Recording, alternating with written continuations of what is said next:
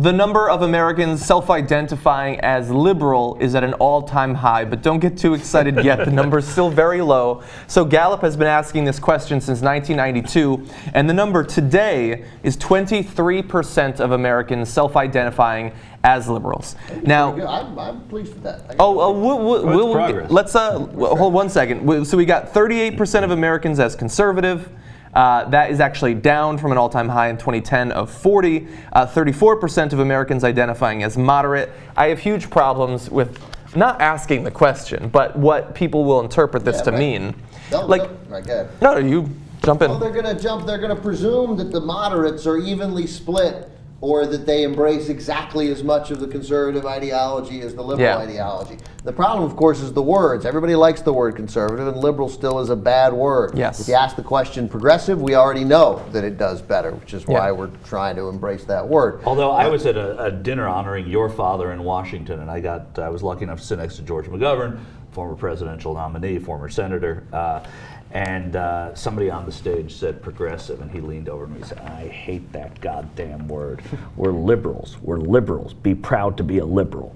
That was really and McGovern's great. And my father says the same thing. They're just wrong. I mean, they're right to fight for it, but they're like, you're like, hey, we're losing. It's a dumb fight. Switch the name. I don't care. The ideas that are important. The ideas that not are important. The labels. And so what we know the news media will do, and what this allows the right to do, is say, look, it's a center-right country. 38% conservative, 23% liberal. When if you know, we go idea by idea by idea. It's not really even center-left. It's kind of left.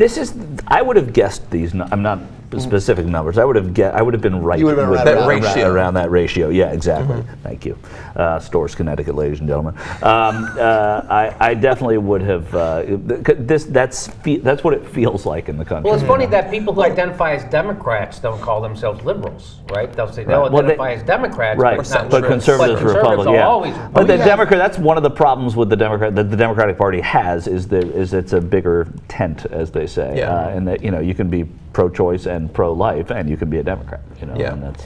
And so I'm glad, Jimmy, that you brought up the idea of the ideas, because I don't like when people are asked in general, are you a liberal, are you a moderate, particularly moderate. I have a big problem with that, because from my time doing political science, first of all, most people just say that because we respect moderates in this country.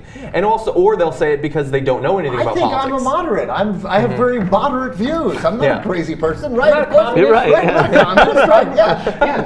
And also, as Jake loves to point out, if you actually ask people about particular policies, it doesn't matter if they say they're a liberal or a conservative. Research has shown that people who say they're extremely liberal are not as liberal as they say they are, but every single other group is more liberal than they think they are. Whether they say they're a conservative, a moderate, or a liberal, they actually, when you talk to them about what the government should be involved in, the role of the military internationally, health care, all sorts of things like that, they're significantly more liberal than they think they are. And so I'm sorry that the Gallup poll doesn't show that, and I know that Fox is going to love to say that only 23% of Americans are liberal, although they'll leave out the all-time high numbers.